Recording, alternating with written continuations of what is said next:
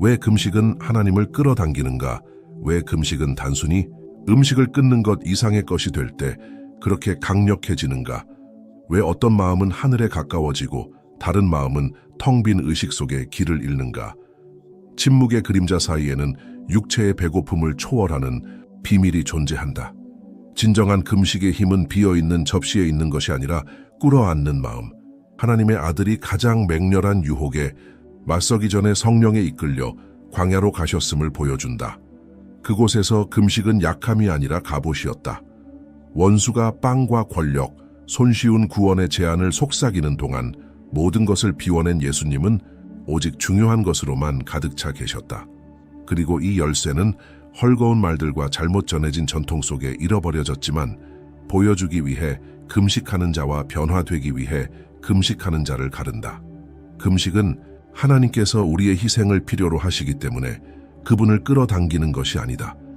우리가 우리 자신을 비울 때 그분이 거하실 공간이 생기기 때문이다. 오늘날 모든 순간이 목소리와 화면과 소비의 약속으로 가득한 세상에서 금식은 거꾸로 가는 외침으로 다가온다. 모든 것이 더 많이 소비하라고 명령할 때 금식은 속삭인다. 포기하라. 모든 것이 간직하라 할 때 금식은 답한다. 내어주라. 아마 그것이 아직도 금식이 두려움을 주는 이유일 것이다. 배를 가르는 허기의 고통은 교만을 찢는 허기에 비하면 작은 것이다. 그리고 바로 그 지점, 배의 울림과 성령의 속삭임 사이에서 금식은 당신의 마음을 정말로 지배하는 것이 무엇인지 드러낸다. 이것은 멀리 있는 믿음의 영웅들 이야기가 아니다. 오늘도 과잉이 듣지 못하게 하는 것을 들으려고 침묵을 선택하는 이들이 있다. 하루의 비움이 소음으로 가득 찬 평생보다 더 큰 가치를 지닌다는 것을 아는 이들이 있다. 그리고 이 들판에서 모든 것이 메마른 것처럼 보여도 하나님은 어떤 잔치로도 얻을 수 없는 답을 심으신다. 마태복음 6장 16절은 보이기 위해 수척한 얼굴로 금식하는 자들을 경계한다.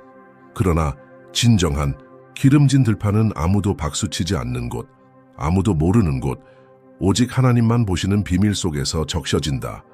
그리고 이 들판의 침묵 속에 아직 메마른 뿌리가 남아있다면 바람이 다가올 것을 앗아가지 못하게 하라. 비어있음의 신비 속에서 세상도 지옥도 살 수 없는 길이 열리기 때문이다. 그리고 바로 그 비어있음 속에서 다시 시작 버튼이 눌려지고 여정을 계속하기 위해 무너져야 할 것이 무너진다.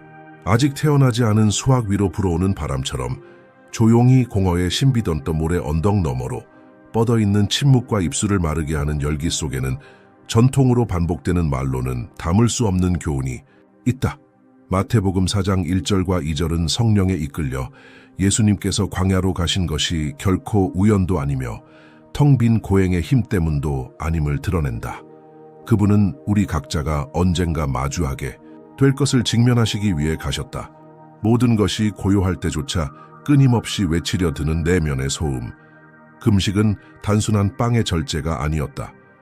본질을 대신 차지하려는 모든 의존과의 전쟁이었다. 배가 불평할 때 영혼은 정렬되었다. 몸이 약해질수록 영은 사람에게서 올 수 없는 오직 하나님께로부터만 올 수 있는 힘으로 무장되었다. 대부분의 사람은 금식을 생각하면 겉으로 하는 것으로 여긴다. 날짜를 세고 일정을 표시하고 시간을 계산한다. 그러나 공허의 신비는 스톱워치를 따르지 않는다. 그것은 안쪽에 자리 잡아 넘침뿐이던 곳을 파내며 공간을 만든다. 쓸모없는 프로세스가 쌓이면 컴퓨터가 멈추듯 인간의 영혼은 멈출 줄 모르는 정보와 욕망과 목소리에 질식한다. 이 보이지 않는 영역에서의 재시작 버튼이 바로 금식이다. 아무도 보지 못하지만 우리의 순종을 더디게 하는 프로세스를 무너뜨리는 것이 금식이다. 마음 깊은 곳에 숨어든 것을 깨끗이 청소하는 것도 금식이다. 잠시 그 대조를 상상해 보라. 하나님의 아들이 배고프고 접시는 비어 있지만 사막에서 마귀뿐만 아니라 십자가와 무덤, 부활까지 마주할 모든 것을 견딜 힘으로 충만해 있었다. 이 거꾸로 된 논리 속에서 공허는 의미를 얻는다. 금식은 벌이 아니라 하나님이 말씀하시고 세상이 침묵하는 자리로 돌아가는 것이다. 몸이 사라지길 요구하는 것이 아니라 영혼이 마침내 드러나길 요구한다. 육체의 배고픔은 진짜 배고픔에 비하면 작다. 그 배고픔은 아무도 빵으로는 채울 수 없다. 오늘날 세상은 언제나 과잉으로 우리를 유혹한다. 모든 광고는 즉각적인 충만을 약속하고 휴대폰 화면을 스크롤할 때마다 새로운 부스러기가 마음을 먹여 살린다. 그러나 공허 속에서야 비로소 영혼은 무엇이 진정으로 모든 것을 붙들고 있는지 기억한다. 누군가 금식을 선택한다는 것은 세상이 환호하는 모든 것에 전쟁을 선포하는 것이다. 배가 뒤틀릴수록 교만은 꺾인다. 몸이 부족함을 기억할수록 영혼은 근원을 기억한다. 선지자 요엘은 2장 12절에서 이렇게 말했다. 그러나 이제라도 너희는 금식하며 울며 애통하고 마음을 다하여 내게로 돌아오라 하셨나니 그것은 누군가에게 무언가를 증명하기 위해 음식을 끊으라는 뜻이 아니었다. 마음을 찢고 일상의 균열을 내고 채워지지 않은 공허를 숨기기만 하던 강한 척하는 가면을 벗어내라는 것이었다. 진정한 금식은 몇 시간을 음식을 먹지 않았는지 세는 것이 아니라 마음 구석구석에 아직 남아있는 자급자족의 은밀한 저장고를 묻는 것이다. 공허의 신비는 사람을 감동시키기 위해 하는 것이 아니라 변화시키기 위해 하는 것이다. 밖에 모든 것이 무언가 없이 지내는 것은 위험하다고 말할 때 하나님은 모든 것으로 가득 찬 채 그분 없이 사는 것이 더 위험하다고 말씀하신다. 마귀가 예수님께 빵을 제안했을 때 그분은 사람이 빵으로만 살 것이 아니요 하나님의 입에서 나오는 모든 말씀으로 살 것이라 대답하셨다. 이것이 과잉의 아니오라고 말할 용기를 낸 자들에게 울려 퍼지는 대답이다. 나를 진정으로 먹여 살리는 것은 무엇인가? 인간의 마지막 수단이 실패할 때 나를 붙드는 것은 무엇인가? 이런 질문을 묻지 않는 채 보내는 하루하루는 환상을 먹여 살리는 날이다. 한 입 베어 무는 그 순간은 간구의 자리를 빼앗아 속으로 조용히 동의하는 것이다. 서두름이 임재보다 더 중요하다고. 그래서 금식은 배가 부르고 마음이 산만할 때는 도무지 이해할 수 없는 것을 깨닫게 하는 열쇠가 된다. 배의 침묵을 받아들이는 자는 아무도 말할 수 없을 때 하나님께서 들려주시는 것을 들을 수 있다. 마치 밭을 거니는 농부와 같다. 농부는 땅이 쉬어야 하고 돌이 없어야 하고 씨앗을 흩날리는 바람을 맞아야 한다는 것을 안다. 금식의 시간의 마음도 이와 같다. 공허로 깨끗해진 모든 공간은 성령께서 암기된 이론으로는 담을 수 없는 진리를 속삭이시도록 초대한다. 아마 그것이 공허가 여전히 많은 사람을 두렵게 하는 이유일 것이다. 공허는 우리가 인정하고 싶지 않은 사실, 우리가 생각보다 훨씬 덜 통제하고 있음을 드러낸다. 그러나 바로 그 의존의 자리에서 하늘은 거처를 찾는다. 금식은 끝이 아니다. 빠른 답을 구하던 걸음을 멈추고 침묵 속에 머무는 문이다. 공허의 신비를 지나온 사람은 하나님의 음성을 드러내는 것은 소음이 아니라 그 소음의 부재임을 깨닫는다. 그리고 성령의 바람이 그 땅 위로 불어올 때 메마른 것처럼 보였던 것이 아무것도 보이지 않는 모래와 침묵 너머에도 새로운 것이 태어날 준비가 되어 있음을 살아있는 약속으로 바꾼다. 다이어트가 아니다. 헌신이다. 금식을 말하면 많은 사람들은 단지 비어있는 식단, 몇 시간 동안 음식이 없는 접시, 하루가 끝나면 숫자가 줄어든 체중계만을 떠올린다. 그러나 금식이라 불리는 것과 하나님께서 그분의 말씀 안에서 참된 헌신으로 인정하시는 것 사이에는 깊은 심연이 있다. 요엘 2장 12절은 우리 앞에 이 틈을 연다. 그러나 이제라도 너희는 금식하며 울며 애통하고 마음을 다하여 내게로 돌아오라 하셨나니. 마치 주님께서 피상적인 개념을 찢어내시며 옷이나 배가 아니라 저항 없이 벗겨진 마음을 보길 원하신다고 상기시키시는 듯하다. 많은 사람들이 음식을 먹지 않는 시간을 세는 동안 하나님은 마음 구석구석이 얼마나 그대로 남아있는지를 보신다. 때로는 절제가 아니라 허영에 가까운 규율 뒤에 숨겨진 채로 몇 길을 거르는 것은 쉽지만 침묵 속에서 자존심의 몇 겹을 벗겨냈는지는 재기 어렵다. 이사야 58장 6절과 7절은 이 숨겨진 위선을 직면시킨다. 내가 기뻐하는 금식은 흉악의 결박을 풀어주며 멍에의 줄을 끌어주며 압제당하는 자를 자유케 하며 모든 멍에를 꺾는 것이 아니겠느냐. 또 줄인 자에게 네 양식을 나누어 주며 유리하는 빈민을 내 집에 들이며. 하나님께서 받으시는 금식은 언제나 다리가 된다.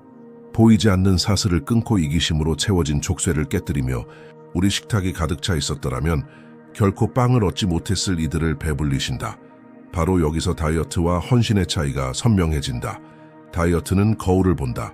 금식은 내면을 본다. 다이어트는 칼로리를 세지만 금식은 동기를 잰다. 다이어트는 몸의 건강을 추구하지만 금식은 영혼의 건강을 드러낸다. 평생을 다이어트하며 진정한 금식의 하루를 한 번도 들이지 못할 수도 있다.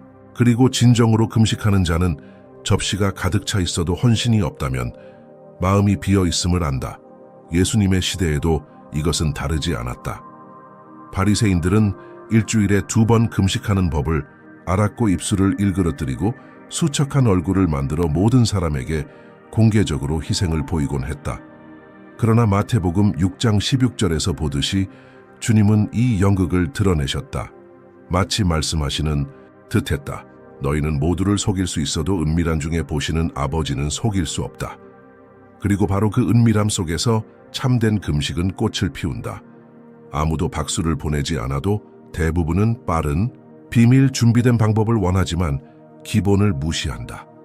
금식이 헌신이 아니면 아무것도 아니라는 사실을, 40일을 굶어도 들어올 때 지고 있던 멍에를 그대로 지고 나올 수도 있다. 하늘을 움직이는 것은 빈 배가 아니라 깨어진 마음이다.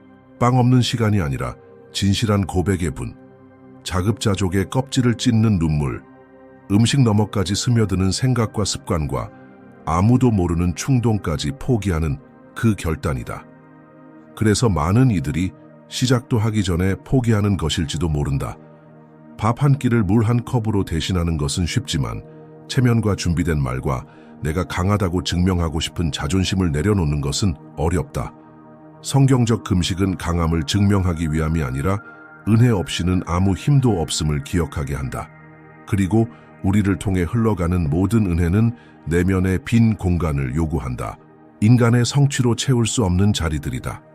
이사야 58장은 금식을 거래로 바꾸려는 자들에게 여전히 경고의 사이렌처럼 울린다. 하나님은 형식적인 희생을 원하지 않으신다. 그분은 우리의 육체적 배고픔으로 더 하나님다워지시는 분이 아니다. 금식은 우리가 하나님을 향한 배고픔이 얼마나 더 현실적이고 더 시급하며 어떤 음식의 욕망보다도 견딜 수 없도록 만드는 것이다. 빵으로만 살지 않고 여호와의 입에서 나오는 모든 말씀으로 산다는 것을 깨닫게 하기 위해 존재한다. 이것을 깨닫는 자는 하나님과 흥정하는 것을 멈춘다. 금식한 시간을 영적 트로피처럼 내미는 것도 멈춘다. 왜냐하면 금식은 교환의 화폐가 아니라 살아있는 재물이기 때문이다. 그리고 살아있는 재물은 은밀한 곳에 세워진 제단 위에서만 의미가 있다. 아무도 보지 않는 그곳에서 향기로운 향이 분향처럼 올라가 아버지의 마음을 만난다. 입을 다무는 매 순간, 그러나 마음이 말하는 매 순간, 목적을 붙들기 위해 욕망을 내려놓는 한숨 하나, 가려져 있던 것을 보게 하는 눈물을 닦는 눈물 하나, 정의에 굶주린 자에게 나눠주는 빵 한 조각, 이 모든 것이 참된 금식의 식탁을 이룬다. 그리고 그 식탁에 앉아본 자는 결코 이전과 같은 삶으로 돌아가지 않는다. 아무리 작은 헌신이라도 하나님의 임재가 움직일 공간을 열어준다는 것을 안다. 그 움직임 속에서 말없이도 영혼은 아직 드러나지 않은 무언가를 준비한다. 이사야 58장의 말씀이 단지 글자가 아니라 무엇보다 먼저 금식은 다이어트가 아니라 헌신이라는 것을 깨달은 사람의 살아있는 표적이 될 그날을 위해 비밀의 비밀, 금식하는 사람들이 누구인지 보기 위해 무리가 일어섰을 때 창백한 얼굴에 지친 표정에서 거룩함의 흔적을 찾기 위해 시선이 오갈 때 예수님은 마태복음 6장 16절에서 18절까지 단 한마디로 무대를 베어내셨다. 금식할 때는 외식하는 자들과 같이 슬픈 기색을 보이지 말라. 그분이 찢어내신 것은 경건한 척하는 얼굴뿐만이 아니었다. 사람들의 인정을 하나님의 조용한 미소보다 더 원하는 마음속 숨은 의도를 찢으셨다. 많은 이들에게 금식은 언제나 진열장이었다. 그리고 화려한 진열장은 텅 빈 창고를 가릴 수 있다. 그래서 비밀의 비밀은 그렇게 소중하다. 성전 한가운데를 차지하지 않는다. 광장을 점령하지 않는다. 모퉁이에서 드러나지 않는다. 아무도 보지 않는 곳에서 자란다. 온실 속에서 자라는 식물처럼 보호받는 밭에서 자란다. 누가복음 18장은 이 차이를 가장 잔혹하게 드러낸다. 바리새인과 세리. 바리새인은 서서 자신의 거룩한 이력을 읊는다. 들으라며 일주일에 2번 금식하고 모든 11조를 드리고 자신이 저 뒤에 죄인보다 의롭다고 큰 소리로 말한다. 그러나 세리는 감히 고개조차 들지 못한다. 가슴을 치며 진짜 중요한 말을 속삭인다. 하나님이여 불쌍히 여기소서. 나는 죄인입니다. 하나는 사람에게 보이는 금식이고 다른 하나는 하늘이 응답하는 금식이다. 비밀의 힘은 부끄러워 숨는 데 있지 않고 진짜 필요한 곳에서만 드러나는 데 있다. 온실의 식물은 거센 바람도 없고 호기심 어린 손길도 없다. 침묵과 꼭 필요한 물과 주목받지 않는 빛으로 자란다. 공연이 아니라 친밀함으로 금식하는 마음이 그렇다. 아무도 보지 않는 곳에서야 진정한 변화가 일어난다. 은밀히 무릎 꿇는 사람은 사람들 앞에서 설명할 필요가 없다. 목소리가 막히고 배는 꼬르륵거려도 연기 일어서는 그곳에서 하나님은 가장 원하시는 것을 찾으신다. 진실, 예수님은 금식 자체를 정죄하지 않으셨다. 금식을 박수로 바꾸는 의도를 정죄하셨다. 그 당시에도 지금도 누군가는 고통의 얼굴을 연출해 배고픔을 드러냈다. 그러나 안에는 여전히 교만의 창고가 가득했다. 마음이 박수를 양식으로 삼으면 진짜 양식에서 멀어진다. 은밀히 보시는 아버지가 갚으시는 것은 사람에게 보여줄 것이 없을 때 그분 자신이 비밀로 드러나기 때문이다. 마태복음 6장은 여전히 메아리친다. 머리에 기름을 바르고 얼굴을 씻으라. 비밀의 문을 찾는 자에게 너무도 단순한 권면이다. 머리에 발라진 향유는 존귀함과 깨끗함과 새로움을 의미했다. 씻은 얼굴은 고통의 흔적을 지웠다. 은밀히 금식하는 자는 얼굴에 고통을 새기지 않는다. 왜냐하면 그 희생은 연민을 불러오려는 것이 아니라 공간을 준비하는 것이기 때문이다. 하나님은 얼굴의 땀에 기뻐하시는 것이 아니라 마음의 진실에 기뻐하신다. 그리고 얼마나 낯선가 모든 것을 드러내라고 외치는 세대에 사는 것이. SNS는 모든 것을 보여주라 한다. 식탁, 걸음, 계획. 그러나 하늘은 정반대로 일하신다. 하늘은 피드에 담길 수 없는 것, 좋아요가 달리지 않는 것, 캡션이 필요 없는 것을 귀하게 여긴다. 비밀의 비밀은 하나님만이 만질 수 있기에 더욱 강력하다. 그리고 아무도 만질 수 없기에 하나님이 그 침묵 속에 심으신 것은 아무도 빼앗을 수 없다. 비밀 속에서 쇠사슬은 소리 없이 끊어진다. 비밀 속에서 무거운 짐은 아무도 보지 못하는 제단 앞에 내려놓인다. 비밀 속에서 아버지는 속삭이신다.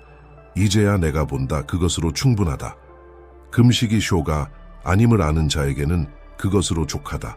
그것은 친밀함이다. 깊이이다. 관객이 설자리가 없는 방에서 가슴을 찢는 것이다. 많은 이들이 이 비밀을 안다면 말을 아낄 것이다. 얼마나 깨어졌는지 보여주기보다는 아무도 없는 곳에서 치유받기를 택할 것이다. 바리새인은 성전을 떠날 때도 가져온 짐을 그대로 지고 나갔다. 마태복음 9장 15절에서 예수님은 제자들에게 거의 예언과도 같은 말씀을 하신다. 혼인집 손님들이 신랑과 함께 있을 동안에 슬퍼할 수 있느냐? 그러나 신랑을 빼앗길 날이 이르리니 그때에는 금식할 것이니라. 그곳 이렇게 단순한 말들 사이에 음식의 희생이나 세상 복만을 바라는 이들이 보지 못하는 보물이 숨겨져 있다. 그리스도의 시선에서 본 참된 금식은 단지 배고픔의 희생이 아니라 아직 완전히 돌아오지 않은 임재를 향한 그리움, 그 갈망에서 태어난다. 신랑의 이미지는 성경 전체를 관통하는 가장 깊은 상징 중 하나이다. 구약에서도 하나님은 신실한 남편으로 불성실한 백성을 향해 다가오신다. 그리고 예수님께서 사람들 가운데 걸으실 때 그분은 멀리서 가르치기만 하는 스승으로 오시지 않았다. 신부를 찾아온 신랑으로 오셨다. 아직 누구도 온전히 듣지 못한 음악에 신부된 교회를 초대해 춤추게 하신다. 그분이 함께 계실 동안 금식은 의미가 없었다. 그분의 임재만으로도 모든 배고픔과 공허함이 채워졌기 때문이다. 그러나 떠나실 것을 아신 그분은 아무리 큰 잔치도 메울 수 없는 공간을 마음에 남겨두셨다. 그 공간이 바로 배고픔을 넘어서는 금식의 원동력이다. 하늘의 한 조각을 맛본 이들이 아직 먼지투성이인 이 땅을 걸으며 느끼는 그리움의 배고픔이다. 참된 금식은 이 거룩한 그리움에서 움트며 기도 하나하나가 속삭이듯 외친다. 돌아오소서 신랑이여, 오시옵소서 주 예수여. 그 부제는 버림이 아니라 준비다. 우리 안에 거하시는 성령께서 이 그리움을 간구로 바꾸신다. 금식을 의식에서 다리로, 약속된 영혼을 당장 붙드는 살아있는 연결로 바꾸시는 분이 바로 성령이시다. 그래서 많은 이들이 길을 잃는다. 금식을 답을 조종하는 수단으로 삼으려 한다. 절제가 거래의 화폐가 되는 것처럼 여긴다. 그러나 그리움에서 태어난 금식은 거래가 아니라 고백이다. 나는 아직 완전하지 않다고, 아직 준비되지 않았다고, 내 안에는 신랑의 온전한 빛을 갈망하는 그림자가 남아있다고 인정하는 것이다. 그리고 그분이 영광 중에 다시 오시기 전까지 금식은 혼자 있지 않으려는 신부의 한숨과 같다. 얼마나 자주 우리의 금식은 거래, 청원의 목록, 스스로 초래한 문제를 서둘러 풀려는 조바심에서 비롯되는가? 그래서 많은 이들이 실망하고 금식을 끝까지 채우지 못하고 다시 음식으로 돌아가 빵 부스러기를 붙잡는다. 가장 큰 연료는 배의 허기가 아니라 모든 것을 다시 제자리에 놓아주는 그 만남에 대한 그리움이라는 것을 잊기 때문이다. 이 조용한 실천 속에서 성령은 우리에게 상기시킨다. 언젠가 모든 금식은 끝이 날 것이다. 큰 잔치가 열리고 어린 양의 혼인잔치가 시작되면 누구도 더 이상 아무것도 포기하지 않고 신랑과 얼굴을 마주할 것이다. 그날이 오기 전까지는 비워둔 접시 하나, 잠잠해진 산만함 하나, 소음 없는 분 하나하나가 그분이 생각보다 더 가까우심을 알리는 희망의 씨앗이다. 신방에서 예복을 입고 준비된 차에 기다리는 신부를 상상해보라. 심장이 뛰는 매 순간은 하나의 약속을 상기시킨다. 그분은 반드시 돌아오신다. 금식은 멀리서 들려올 발소리를 놓치지 않으려는 자의 행동이다. 귀를 깨끗이 하고 마음을 깨어있게 하고 등불을 켜두는 것이다. 마태복음 25장처럼 슬기로운 5 처녀가 등잔에 기름을 지켜 불을 꺼뜨리지 않은 것처럼, 그래서 빵을 내려놓을 때마다 하늘에서 내려오신 살아있는 떡이 다시 우리를 끊임없이 먹이실 날을 기억한다. 배가 고파서 꼬르륵거릴 때마다 진짜 배고픔은 밀가루가 아니라 임재에 있음을 기억한다. 떠나신 신랑은 돌아오시겠다고 약속하셨다. 성령과 신부가 말한다. 오소서 아마. 세상이 금식을 이렇게 알게 된다면 깨달을 것이다. 금식은 잃는 것이 아니라 선언이다. 지금 이 그리움을 느끼기를 선택하는 낮은 목소리다. 그분이 오실 때 아무 준비 없이 붙잡히지 않기 위해서다. 그날이 올 때까지 그리움에서 태어난 금식은 마음을 준비시킨다.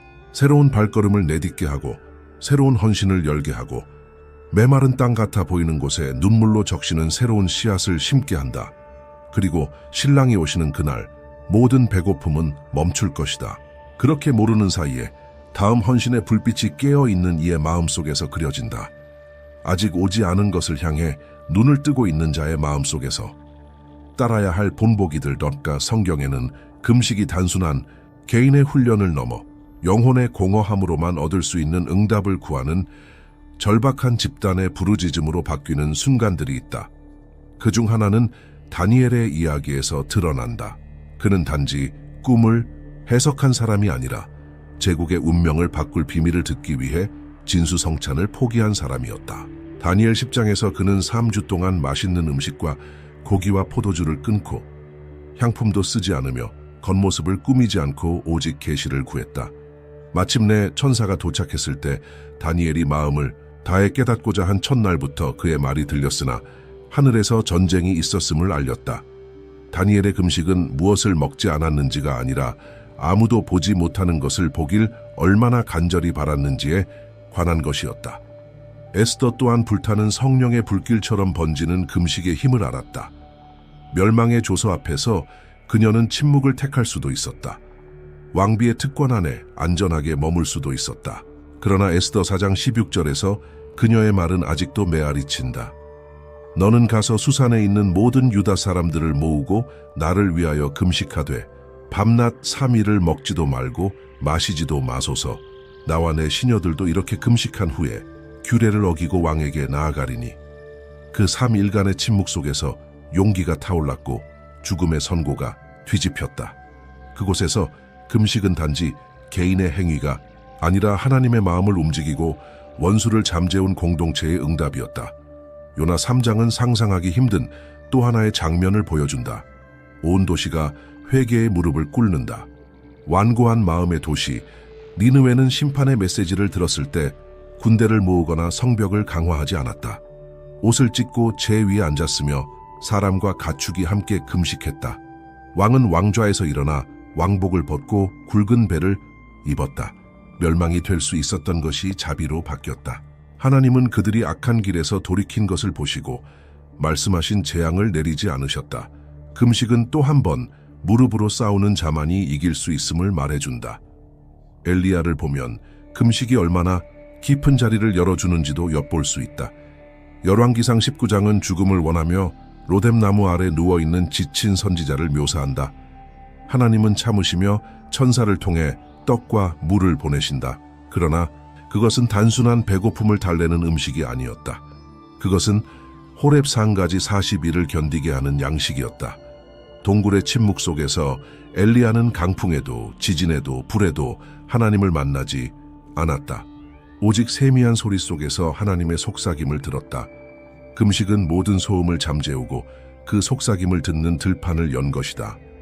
마지막으로 사도행전 13장 2절과 3절은 금식의 중보의 힘을 보여준다. 금식은 금식하는 사람 안에서만 머무르지 않고 다른 이를 위해 흘러간다. 안디옥 교회가 함께 모여 주님을 섬기며 금식할 때 성령께서 말씀하셨다. 내가 불러시키는 일을 위하여 바나바와 사울을 따로 세우라. 그리고 다시 금식하고 기도한 후에 그들에게 안수하고 보내었다.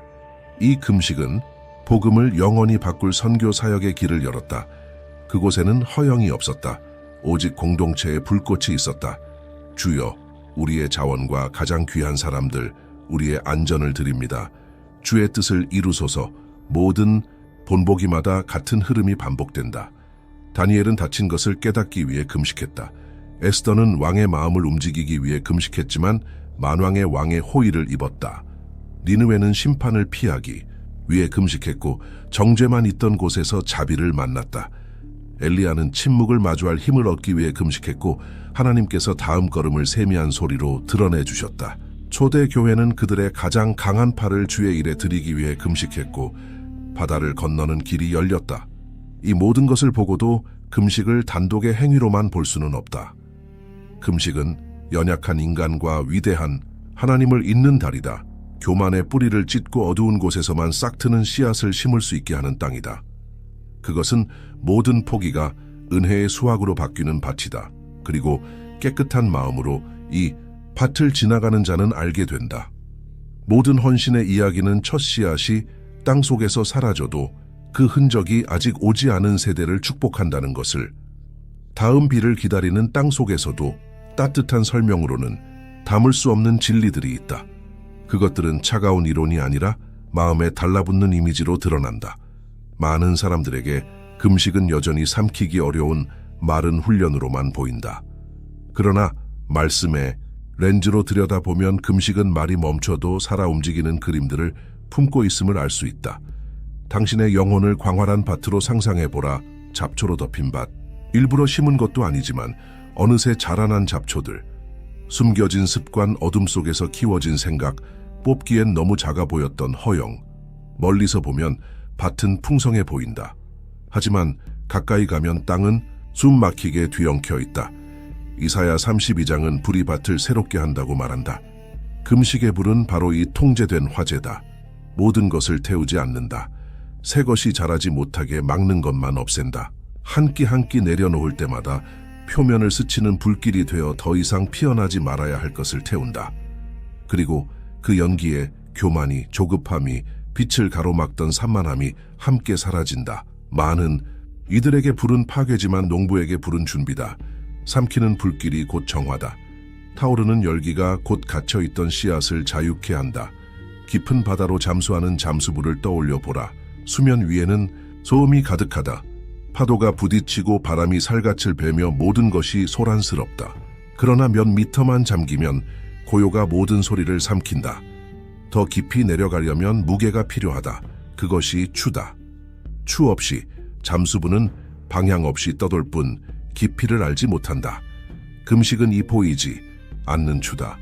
무게 없는 기도는 수면 위에 맴돌 뿐이지만 금식은 영혼을 깊은 곳에 붙잡아 하나님의 음성이 방해받지 않고 울려 퍼지는 곳으로 이끈다. 그 깊은 곳엔 산만함이 없다. 침묵에 초마다 새로운 숨이 되고 심장의 박동마다 낮에는 보이지 않는 보화를 찾아내는 나침반이 된다. 이런 이미지는 금식을 단지 음식의 희생으로만 보는 이들에게는 멀게 느껴질 것이다. 그러나 불을 통과해본 이는 깨끗한 밭의 가치를 안다. 깊이 잠수해본 이는 약속만 남기는 소음에서 멀어지는 특권을 안다. 성령은 바로 이 대조 속에서 역사하신다. 세상은 떠들어대며 해결책을 팔지만 하늘은 침묵 속에 씨앗을 심는다. 열왕기상 19장은 그 증거를 보여준다. 지친 엘리야가 광야로 달아난다. 로뎀나무 아래에서 죽기를 청한다. 그러나 하나님은 낙심의 표면에서 이야기를 끝내지 않으신다. 천사를 보내 떡과 물로 40일을 견딜 힘을 주신다. 그리고 호렙에서 모든 이들이 불이나 지진이나 강풍 속에서 답을 기대할 때 하나님은 세미한 소리로 오신다. 불이 밭을 태우면 고요 속에 새싹이 자란다.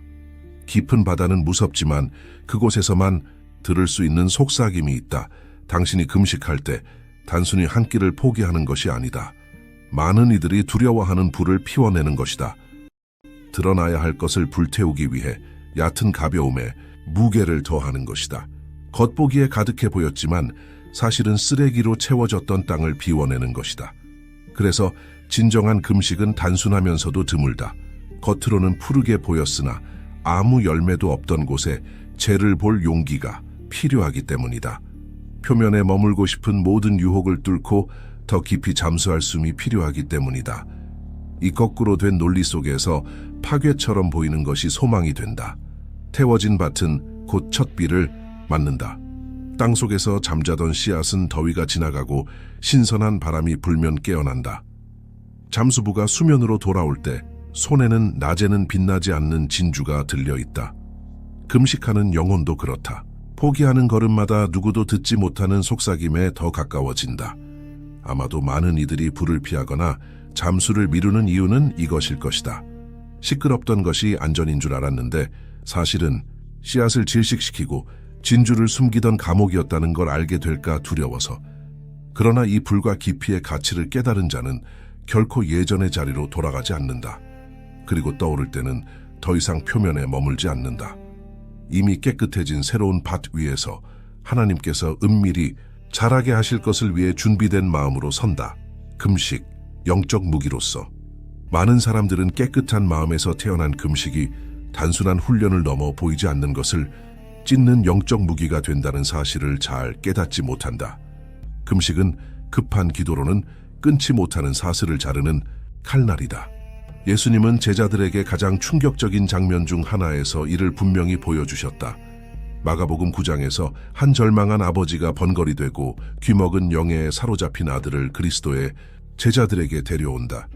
제자들은 기도하고 명령하고 간구했지만 아무 일도 일어나지 않았다.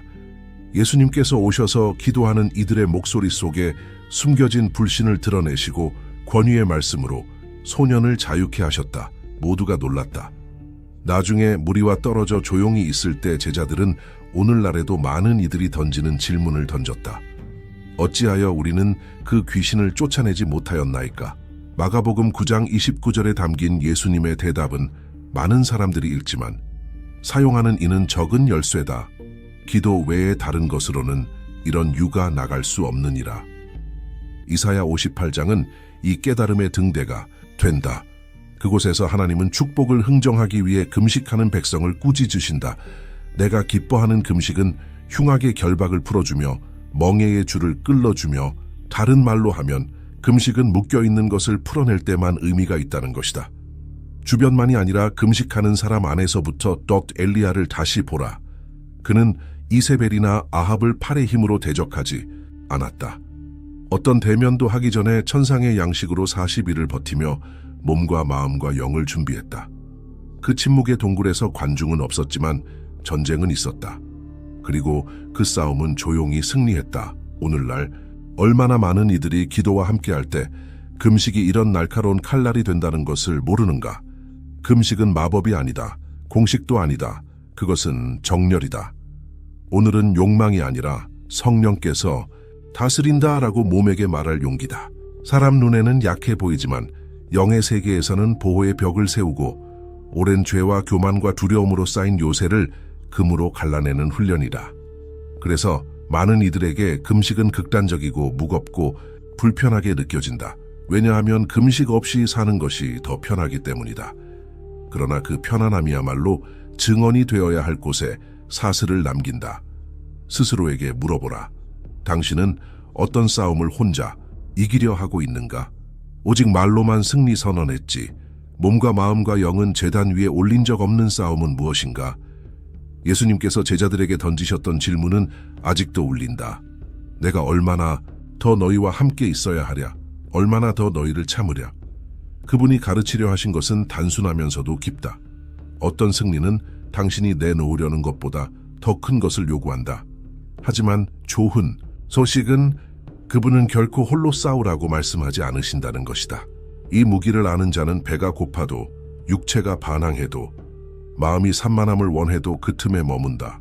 아무도 모르게 안에서 무언가가 깨지고 있다. 그것이 부서질 때 자유는 마른 땅을 덮는 강물처럼 흘러온다. 이 무기를 배운 사람은 같은 방식으로 다시 싸우지 않는다. 모든 전투가 표면에서 끝나지 않는다는 것을 알기 때문이다. 어떤 성벽은 재단이 온전히 다시 세워질 때만 무너진다. 남김없이, 부스러기 없이, 포기하지 않고 내어놓을 때만. 그 헌신 속에서 다음 땅은 이미 뒤집혀 있다. 올바른 씨앗을 기다리며, 올바른 때를 기다리며 고요히 현대의 금식 오늘날. 금식에 대해 말하는 것은 마치 소음으로 가득 찬 방의 창문을 열려고 애쓰는 것과 같다. 우리는 즉각적인 만족의 시대에 살고 있다. 어려운 것은 곧바로 쉬운 것으로 바꿔치기 되고 어떤 불편함이든 손바닥 안의 산만함으로 곧바로 마취된다. 이렇게 넘쳐나는 풍요 속에서도 정작 진짜로 중요한 것에는 이토록 굶주린 적이 없었다. 예전에는 침묵이었던 자리가 이제는 목소리의 바다다. 예전에는 생각하던 시간이 이제는 끝없는 알림과 피드와 수많은 릴스에 파묻혀 흔적조차 남기지 못한 채 사라진다. 그래서 현대의 금식은 단순히 접시를 비우는 것에 머물러서는 안 된다. 손에 쥔 휴대폰, 눈을 감아도 쉬지 못하는 마음까지 다해야 한다. 앞서 이야기한 불타는 밭을 다시 떠올려 보라. 그러나 이번에는 눈에 보이는 잡초 대신 아무도 자르지 않는 디지털 덤불이 당신 앞에 서 있다. 빠르게 날아드는 생각들, 분노를 부추기는 뉴스들, 비교심을 키우는 이미지들, 클릭한 번에 태어나고 사라지는 욕망들.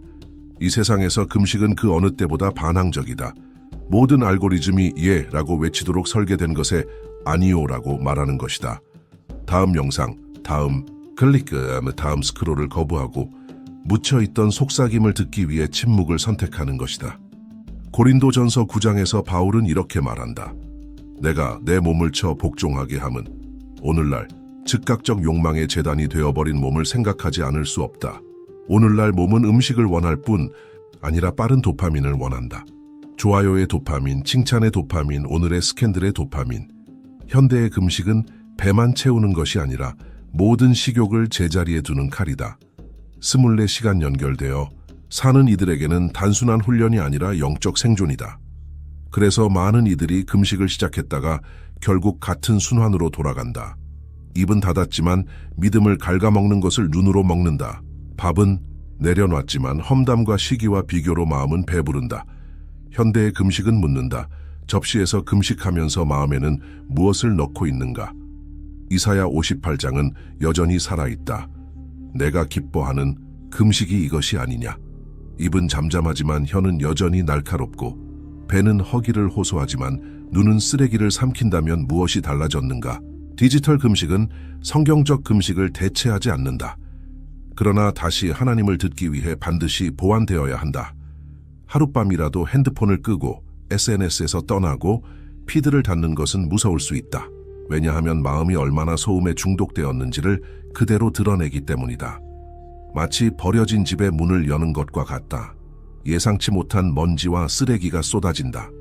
하지만 바로 그 충격 속에서 밭은 청소되기 시작한다. 복음에서 예수님은 형식이 아니라 본질을 가르치셨다. 머리에 기름을 바르고 얼굴을 씻으라는 말씀은 금식이 초췌해 보이려는 것이 아니라 진짜로 중요한 것에 강해지라는 뜻이었다. 그렇다면 오늘날 깨끗한 금식은 무엇인가? 하늘이 감동하는 것은 금식의 시간이 아니라 완전히 항복한 마음이다. 영적 점수를 따려는 것이 아니라 이렇게 말하는 것이다. 주님, 감출 것도 자랑할 것도 없습니다. 다시 깨끗이 비워야 할 이 밥만 있습니다.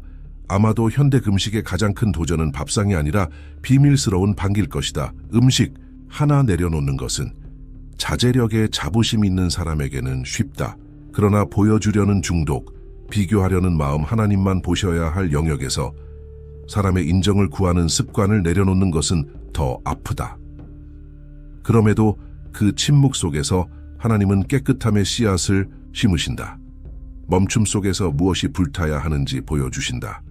새로운 허기 속에서 성령은 혼란스러웠던 생각, 계획, 관계, 결정 위로 바람을 불어 넣으신다.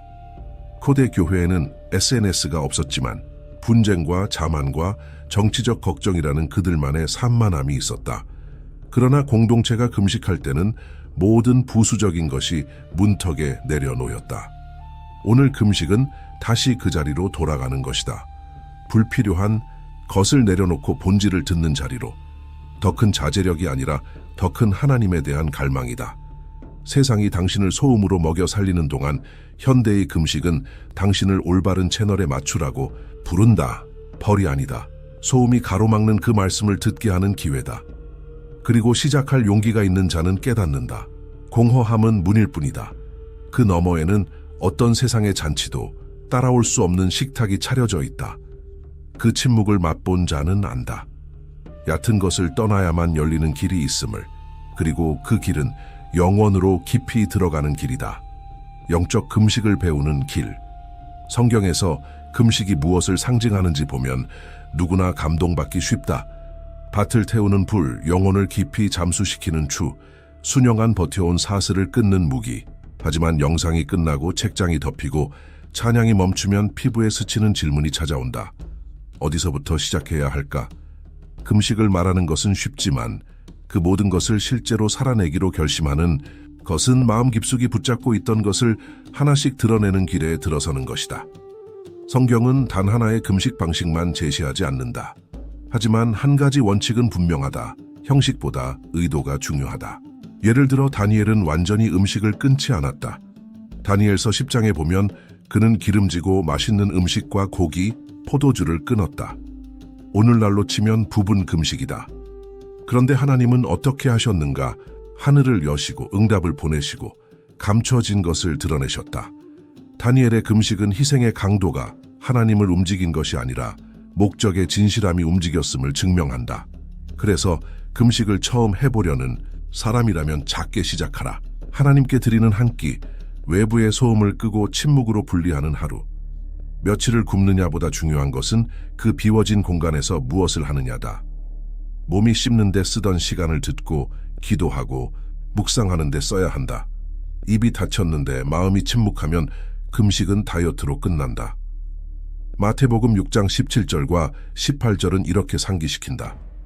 너는 금식할 때 머리에 기름을 바르고 얼굴을 씻으라. 이는 금식하는 자로 사람에게 보이지 않고 은밀한 중에 계신 내 아버지께 보이게 하려 함이라. 은밀한 중에 보시는 내 아버지께서 갚으시리라. 우리 세대는 온라인 존재감에 목마르다. 그래서 가장 큰 금식은 어쩌면 디지털 금식일 것이다. 몇 시간이라도 핸드폰을 끄는 것, 기도할 때 비행기 모드로 바꾸는 것, 하룻밤이라도 SNS를 닫는 것이 빵을 끊는 것보다 더 어려울 수 있다. 비교와 관찰과 과시의 열쇠를 돌려 잠그는 것과 같다. 디지털 금식은 성경적 금식을 대체하지는 않지만 마음이 쓸데없는 소음에 얼마나 길들여졌는지 드러내는 다리 역할을 한다. 절대 금식은 어떨까? 성경적이다. 그러나 신중함과 인도하심이 필요하다. 모세는 40일을 산에서 먹지도 마시지도 않았다. 그러나 하나님께서 친히 그를 지탱하셨다. 예수님도 성령에 이끌려 광야에서 40일을 금식하셨고 천사들이 힘을 더해 주셨다. 목적과 인도함 없이 무턱대고 하는 절대 금식은 몸을 해치거나 오해를 불러올 수 있다. 그러니 천천히 시작하는 것은 부끄러운 것이 아니다. 진심 어린 한 걸음이 다음 걸음을 위한 자리를 연다.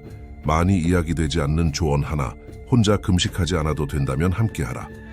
성경은 공동체 금식의 예로 가득하다. 이사야 58장은 말한다. 금식이 너를 더 자비롭게, 더 이웃에 주목하게, 말이 더 부드럽게 하지 못한다면 아직 제단에 오르지 않았다. 하나님이 선택하신 금식은 마음을 변화시키고 그 변화는 밖으로 흘러 넘친다. 굶주린 자에게, 억눌린 자에게, 잊힌 자에게 닿는다. 그러니 적어보라, 기록하라. 금식 전에 스스로에게 물어라. 나는 왜 금식하는가? 어떤 성벽이 무너져야 하는가? 어떤 계시가 임해야 하는가? 어떤 멍에가 깨져야 하는가? 배가 고플 때마다 기억하라. 이 배고픔은 마트에서 살 수 없는 양식에 의지하고 있음을 상기시킨다. 흘러가는 매 순간이 내가 몰랐던 벽돌 하나를 무너뜨린다. 시작은 쉽다. 그러나 계속 걷는 것은 도전이다. 하나님이 요구하지 않으신 것을 스스로에게 요구하지 마라. 기름진 밭을 허영으로, 사막으로 만들지 마라. 진짜 금식은 소모시키지 않는다. 오히려 새롭게 한다. 바싹 내린 뿌리는 마르지 않는 샘에서 힘을 얻는다. 그리고 그 밭이 준비되면, 뿌려진 씨앗은 때가 되면 반드시 열매를 맺는다. 서두름 없이, 요란함 없이, 오직 은밀한 중에 계신 아버지의 눈길 아래서 절대로 해서는 안 될 것. 이사야 58장은 이 점에 대해 아마 가장 분명한 경고일 것이다. 백성은 금식했지만 자신을 위해 금식했다. 빵은 내려놨지만 배고픈 자에게는 손을 열지 않았다. 옷은 찢었지만 마음은 여전히 겉모습 뒤에 잠겨 있었다. 하나님께 영감을 받은 선지자는 위선의 장막을 찢는다. 내가 택한 금식이 이것이냐? 사람이 자기의 마음을 괴롭게 하고 갈대같이 머리를 숙이고 굵은 배와 재를 펴는 것이냐? 이것을 금식이라 하겠으며 여호와께 기쁜 날이라 하겠느냐? 마치 하나님께서 말씀하시는 듯하다. 나는 빈 접시는 보지만 너의 마음은 여전히 허영으로 막혀 있구나. 누가복음 18장의 바리새인과 세리의 비유도 같은 메아리를 반복한다. 바리새인은 성전에서 큰 소리로 기도하며 가슴을 치고 자랑스럽게 일주일에 2번 금식한다고 말한다. 금식의 길을 걷다 보면 누구나 한 번쯤은 마주한다. 아무도 보지 않는 자리에서 스스로에게 던져야 하는 질문이다. 나는 무엇을 다시 살리고 싶어서 이 허기를 견디는가? 많은 이들은 금식을 멈춤으로만 본다. 그러나 성경이 보여주는 진짜 금식은 다만 무언가를 끊는 것이 아니라 무언가를 되찾는 달이다. 한때 하나님 앞에서 맑았던 마음, 작은 일에도 감사할 줄 알았던 영혼, 침묵만으로도 그분이 오셨음을 느꼈던 민감함. 금식은 그것들을 다시 일으키는 길이다. 예수님께서 광야에서 40일을 금식하셨을 때 그분은 새로운 것을 배우시려 한 것이 아니었다. 이미 하나님의 아들이셨다. 그러나 그분은 스스로 완전히 비우심으로 우리에게 보여주셨다. 비워진 사람만이 다시 채워질 수 있고 깨끗해진 심령만이 하나님의 음성을 오해 없이 들을 수 있다는 것을. 그래서 오늘 우리도 스스로 물어야 한다. 내 안에 사라진 것은 무엇인가? 내가 다시 듣고 싶은 그분의 음성은 어디에 숨어 있는가? 금식은 땅을 불태우듯 마음의 잡초를 태우고 깊은 물속으로 잠수하듯 내 안에 소란을 잠재운다. 그리고 그 고요 속에서 묻혀 있던 기억을 깨운다. 어쩌면 당신이 잊고 있던 것은 당신이 얼마나 하나님께 귀한 존재인지라는 사실이다. 세상은 잊으라고 말한다. 네가 그렇게 특별하지 않아. 네가 그런 은혜를 받을 자격이 어디 있어. 하지만 금식의 침묵 속에서 성령은 속삭이신다. 너는 내 사랑받는 자다. 이 기억은 금식의 끝에 우리를 다시 십자가 앞으로 데려온다. 기억은 그냥 지나가는 추억이 아니라 다시 자라날 씨앗이다. 금식을 통해 하나님은 우리 안에 숨겨진 불씨를 찾아내신다. 이미 꺼진 줄 알았던, 그러나 사실은 바람만 기다리고 있던 작은 불씨를.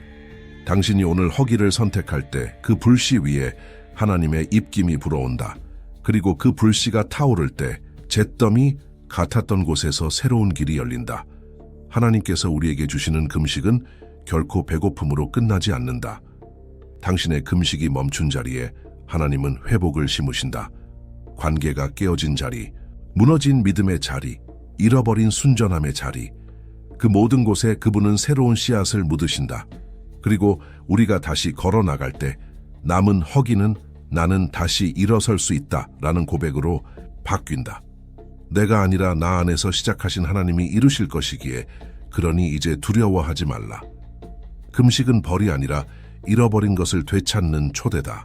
말라버린 뿌리를 다시 적시고 흩어진 마음을 모아 다시 하나님의 품으로 가져가는 은밀한 길이다. 그리고 이 길은 혼자가 아니라는 것을 기억하라. 이 영상 속 수많은 형제자매들이 함께 걷고 있다. 누군가는 여전히 눈물로 견디고 있고 누군가는 이미 작은 싹을 보고 있다.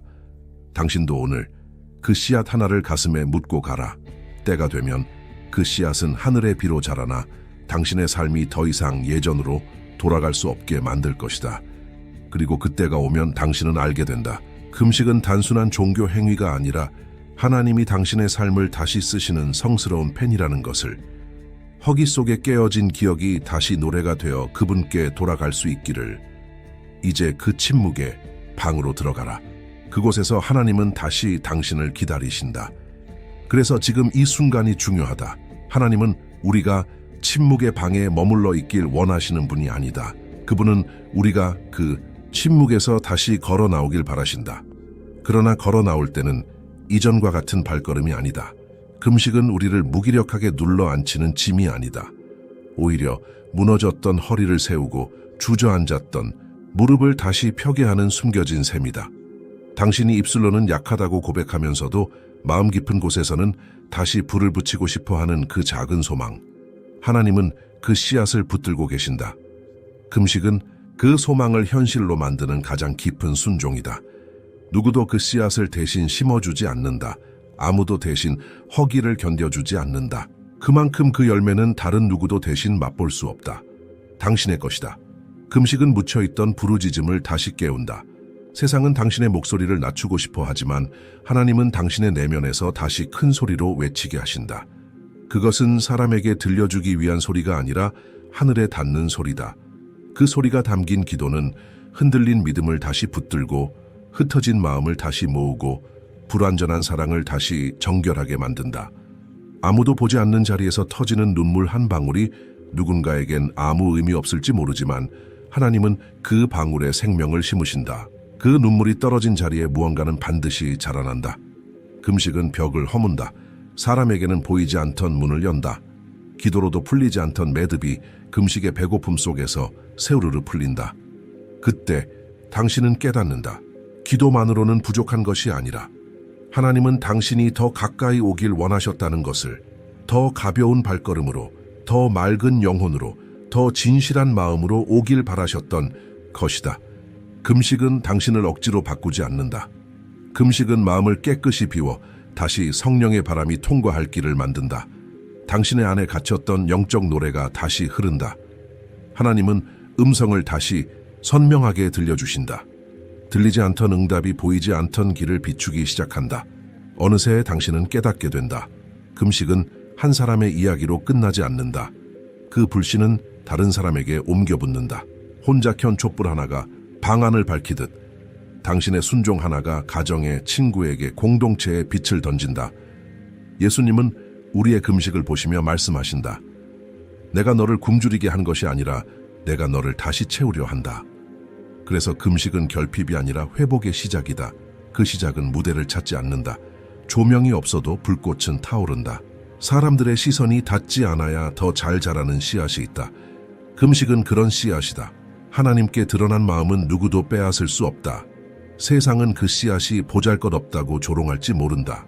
그러나 하나님은 그 작은 씨앗에서 큰 나무를 자라나게 하신다. 지금 당신의 마음 한구석이 떨리고 있다면 두려워 말라. 오히려 그 떨림이 성령의 손길이다. 더 깊이 들어가라. 더 낮아져라. 더 비워라. 당신의 마음은 무겁지 않다. 하나님이 붙드신다. 당신이 붙잡은 줄 알았던 신앙은 사실 당신을 붙잡고 있었다. 그래서 오늘도 당신은 이 영상을 통해 다시 결심한다. 나는 포기하지 않겠다. 나는 하나님을 다시 붙들겠다. 그 고백이 허기보다 더 강하다. 그 다짐은 외로운 것이 아니다. 하늘에서 주님이 들으신다. 그분은 무대 뒤에서 당신을 보신다. 그리고 웃으신다. 그래, 내가 다시 시작할 것이다. 너를 통해 다시 내 계획을 완성할 것이다. 모든 것은 처음부터 그분의 것이었다. 당신은 그 손에 다시 안기면 된다. 그리고 모든 금식이 끝날 때 남는 것은 허기가 아니라 넘치는 생명이다. 주님은 그 생명으로 오늘도 당신을 다시 살리신다며. 그래서 이제 우리는 알아야 한다. 금식은 내가 할 수 있는 최선의 연기가 아니라 내가 할 수 있는 가장 정직한 고백이다. 아무도 보지 않을 때도 나는 굶는다. 아무도 박수치지 않아도 나는 참는다. 왜냐하면 이 길 끝에 만날 분은 사람이 아니라 하나님이기 때문이다. 그분은 내 허기를 보시고 내 손의 떨림을 보시고 내 마음이 다 쓰러지기 직전에도 다시 붙드신다. 그분은 우리가 무너질 때 버려두지 않으신다. 오히려 가장 깨어질 때 가장 가까이 다가오신다. 금식은 그것을 깨닫는 통로다. 세상이 말하는 힘은 근육과 재능과 숫자지만 하나님이 말씀하시는 힘은 무너진 자리가 다시 일어나는 자리라는 것을. 그래서 금식을 통해 배운 가장 큰 진리는 이거다. 버텨야 할 것은 배고픔이 아니라 약속이다. 기억해야 할 것은 허기가 아니라 그 허기 너머에서 역사하시는 주님의 손길이다. 어쩌면 오늘 당신은 기도하면서도 답을 받지 못했다고 생각했을지 모른다. 어쩌면 같은 문제를 붙잡고 몇 년째 씨름했을 수도 있다. 그러나 하나님은 그 시간들을 결코 잊지 않으셨다. 당신이 흘린 눈물과 참았던 한 끼, 남몰래 내뱉은 신음조차도 다 기록하고 계신다. 그리고 그 모든 것을 모아 이제 다시 말씀하신다. 조금만 더 버텨라. 조금만 더 깊이 들어와라. 너는 내 손 안에 있다. 금식은 그래서 희생이 아니라 초대다. 초라해 보이는 손을 하나님께 올려드리는 것이다. 그분은 당신의 작은 포기 하나를 사용해 큰 역사를 이루신다. 눈에 보이지 않는다고 약해진 것이 아니다. 누구도 몰라도 상관없다. 그러나 하나님 앞에서 그의 금식은 자기 의를 부풀리는 거래 수단일 뿐이다. 반면 세리는 감히 눈을 들지 못하고 다만 긍휼을 구한다. 예수님은 이 이야기를 단호하지만 공정하게 끝내신다. 의롭다함을 받은 것은 드러내기 위한 금식을 한 자가 아니라 은밀히 겸손히 자신을 낮춘 자였다. 그래서 어떤 음식을 내려놓기 전에 관객을 먼저 내려놓아야 한다. 하나님께서 기뻐하시는 금식은 무대가 아니라 제단이다. 누군가 너는 누구를 위해 금식하느냐? 라고 물으면 그 대답은 입술이 아니라 열매로 보여야 한다. 금식은 스포트라이트가 아니라 깊이다. 자기 과시가 아니라 헌신이다. 또 하나 자주 나타나는 미묘한 실수는 금식을 흥정수단으로 쓰는 것이다. 얼마나 자주 마음은 이렇게 거래하려 하는가. 주님 3일을 굶을 테니 이것 해주세요. 저것 풀어주세요. 금식은 축복의 금고를 여는 열쇠가 아니다. 금식은 하나님께서 상황보다 먼저 금식하는 자를 다루시는 은밀한 방의 문을 여는 열쇠이다. 그 제단은 자신을 죽이고 그분이 더 살아 역사하시도록 여는 곳이다. 자랑으로 포장된 교만의 금식도 있다. 얼마나 많은 이들이 몇 시간을 굶었는지, 며칠을 육체의 욕망을 이겼는지 떠벌린다. 58장은 이것을 죽은 종교라 부른다. 몇 시간을 굶어도 날선 말로 상처를 주고 정의를 외면하고 교만으로 집안의 벽을 세우면 아무 소용이 없다. 하나님은 빵에 굶주린 배를 찾지 않으신다. 진리에 굶주린 마음을 찾으신다. 금식이 하는 자를 바꾸지 않으면 그 주변도 아무것도 바뀌지 않는다. 플라스틱 식물을 물 주듯 생명 없는 수고일 뿐이다. 그러므로 금식을 시작하기 전에 반드시 물어야 한다. 내 금식은 무대인가 제단인가? 무대는 허영을 드러낸다. 제단은 자아를 태운다. 무대는 박수를 기대한다.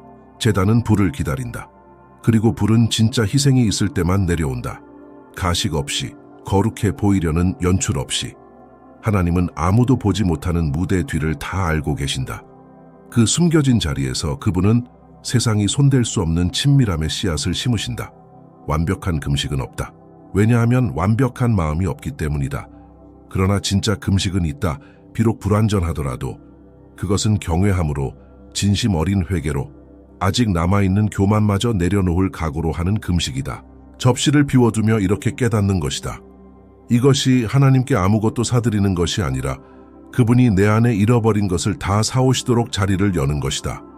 그러므로 모든 희생, 모든 허기, 한 끼와 한 끼 사이의 침묵마저도 이 은밀한 제단 위에 켜진 횃불이 되게 하라. 자랑할 트로피가 아니라 교만과 위선과 텅 빈 의식을 태울 불길을 구하라. 바로 그 제단에서 마음은 아버지를 만나고 그곳에서 그분은 무엇을 남길지, 무엇을 태워야 새싹이 돋을지 결정하신다. 때가 되면 은밀히 젖은 땅에서 응답처럼 피어날 새 생명으로. 성경의 모든 장을 넘기며 금식이 잊힌 부수적 행위가 아니라 숨겨진 것을 드러내는 불꽃처럼 빛날 때 침묵 속에 횃불처럼 떠오르는 질문이 있다. 그렇다면 이제 어떻게 할 것인가? 답, 없는 진리는 이론이 되고 실천 없는 이론은 죽은 짐이 된다. 금식은 이 차이를 가장 가차없이 드러내는 영적 훈련 중 하나다. 배고픔은 속일 수 없다. 몸도 성령도 속일 수 없다. 당신이 진심으로 들이든지 아니면 기도문을 읊조리며 헛된 산만함만 씹고 있든지 둘 중 하나다. 그래서 가장 큰 도전은 시작이 아니다. 무엇을 죽이고 무엇을 태워 새로움이 피어나도록 내어줄 것인지 결정하는 것이다. 이번 주 당신이 내려놓을 첫 번째 포기는 무엇입니까? 이 질문은 단순해 보이지만 의식을 진짜 변화로 가르는 칼날과 같다. 메마른 땅에 씨앗 하나를 적어두는 것과 같다. 약속은 작게 시작하지만 뿌리가 내려가면 아무도 뽑아낼 수 없다. 다니엘은 왕과 제국의 운명을 바꿀 계시를 받기 전 자신의 목적을 숨기지 않았다. 자랑하기 위해 계시한 것이 아니었다. 관객은 없었다. 그러나 그의 이야기를 읽는 사람은 알게 된다. 은밀함에 숨겨진 믿음이라도 증인 앞에서 다짐할 때 다른 이들이 포기한 자리에서 꽃이 핀다. 그래서 다짐을 기록하는 것은 중요하다. 박수를 받으려는 것이 아니다. 책임감이다. 입으로 이렇게 고백하는 것이다. 이것이 내 다음 걸음입니다. 아직 작지만 진짜입니다. 만약 이것이 쉽다면 다짐이 필요하지 않을 것이다. 그래서 이런 부름은 깊이 마음을 흔든다. 사람들이 노출과 좋아요와 박수를 다툴 때에도 성령은 가슴 깊숙이 속삭인다. 나는 겉모습이 아니라 뿌리를 원한다. 뿌리는 어두운 곳에서만 자란다. 아직 뽑히지 않은 채 바람과 시선이 닿지 않는 자리에서 깊어진다. 누구를 감동시키기 위해서가 아니라 자기 가슴에 새기듯 적는 다짐은 바람이 훔칠 수 없는 땅에 뿌리를 내린다. 어쩌면 당신의 금식은 식탁에서 시작되어야 할지도 모른다. 혹은 하나님과 보내야 할 침묵의 시간을 훔치는 휴대폰에서 시작해야 할지도 모른다. 용서하지 못한 말 한마디, 아직 태우지 않은 교만, 아직 칼처럼 남아 다른 이를 상처 입히는 혀. 사람마다 시작은 다르다. 그러나 한 걸음은 반드시 온전해야 한다. 반쪽짜리 희생, 미완성 재단으로는 안 된다. 비뚤어진 금식은 피지 않는다. 뿌리 없는 식물이 시드는 것과 같다. 요엘 2장 12절과 13절은 이렇게 적는다. 너희는 금식하며 울며 애통하고 마음을 다하여 내게로 돌아오라. 너희 옷을 찢지 말고 마음을 찢으라.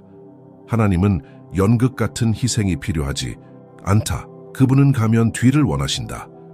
가면이 벗겨질 때 배고픔은 단순한 육체의 허기가 아니라 하늘에 대한 그리움이 된다. 신랑을 다시 보고 싶은 간절함, 그분의 임재로만 채워질 수 있는 공간을 향한 갈망이 된다. 우리가 여기까지 걸어온 밭을 떠올려 보라. 불길이 지나간 뒤에도 연기가 남은 채 젖은 흙 속에 숨은 씨앗들, 수면이 닿지 않는 깊은 물 속의 잠수. 이제 생각하라. 당신의 다짐 하나하나는 그 땅 속 깊은 곳에 눌려진 작은 씨앗과 같다. 내일 싹이 보이지 않아도 뿌리는 어느새 조용히 퍼지고 있고 결국 땅 위로 올라온다. 이 다짐이 마음속에만 머물지 않을 때 놀라운 일이 일어난다. 그것은 자랑이 아니라 교만을 깨뜨린다. 누군가 당신의 다짐을 읽을 때 속으로 이렇게 느낀다. 그도 포기했다면 나도 할 수 있다. 작은 불씨가 산불로 번지는 순간이다. 외로워 보였던 믿음이 공동체가 된다. 홀로 시작한 금식이 다른 일을 위해 건너갈 수 있는 다리가 된다. 하나님의 나라는 이렇게 자란다. 한 번의 포기씩 가슴마다 밝혀진 제단 불빛 하나씩. 그리고 그 제단은 말한다. 오소서 주님 여기 심으소서. 만약 지금 이 씨앗이 당신 안에서 뛰고 있다면 미루지 마라. 언젠가라는 서랍에 넣지 마라. 적어라, 새겨라. 그 말이 뿌리가 되게 하라. 배가 고플 때, 자존심이 소리칠 때, 마음이 그만두자 할 때, 이미 지나온 불밭과 깊은 잠수와 여전히 영이 나는 제단을 떠올려라. 그 고요 속에서 하나님은 당신이 묻어둔 것을 물 주시고 언젠가 상상도 못한 모습으로 피어나게 하신다. 우리가 지나온 모든 불길, 더 깊이 잠긴 잠수, 다시 피어날 그 밭, 그 모든 여정의 중심에는 그리스도의 음성이 결코 잠들지 않는다. 금식은 홀로 떨어진 의식이 아니다. 자랑이나 허영을 먹이는 훈련이 아니다. 그것은 모든 것을 다시 중심으로 이끄는 조용한 길이다. 예수님의 사랑이다. 겉을 채우던 것을 내려놓으면 비로소 안에 있는 빈 공간을 본다. 그 빈 공간은 오직 그분으로만 채워진다. 식탁이 비워지면 우리는 알게 된다. 그분이 하늘에서 내려오신 살아있는 떡이심을. 세상의 소음이 멈출 때 성령의 속삭임이 들린다. 그분의 임재만으로 충분하다고. 그래서 모든 포기는 십자가로 더 가까이 가는 한 걸음이다. 그곳에서 자아는 벗겨지고 죄는 고백되고 멀어진 길은 사라진다. 그리스도는 우리가 금식하며 그리워하는 신랑이시다. 부족한 우리를 위해 희생의 친구가 되어주신 분이다. 마태복음에 기록된 것처럼 아버지는 은밀한 중에 보신다. 그러나 그분은 빈 접시만 보지 않으신다. 그분은 아들을 보신다. 그리고 그 아들은 속삭인다. 더 가까이 오라. 네 마음을 찢으라. 네가 붙들던 것을 내어놓으라. 혹시 이 길을 걸으며 깨달았는가? 금식은 끝이 아니라 다리라는 것을. 그리고 그 다리는 언제나 그리스도의 발 앞에서 멈춘다. 사랑 없이는 어떤 포기도 의미가 없다. 관계를 갈망하지 않는다면 어떤 불길도 깨끗게 할 수 없다.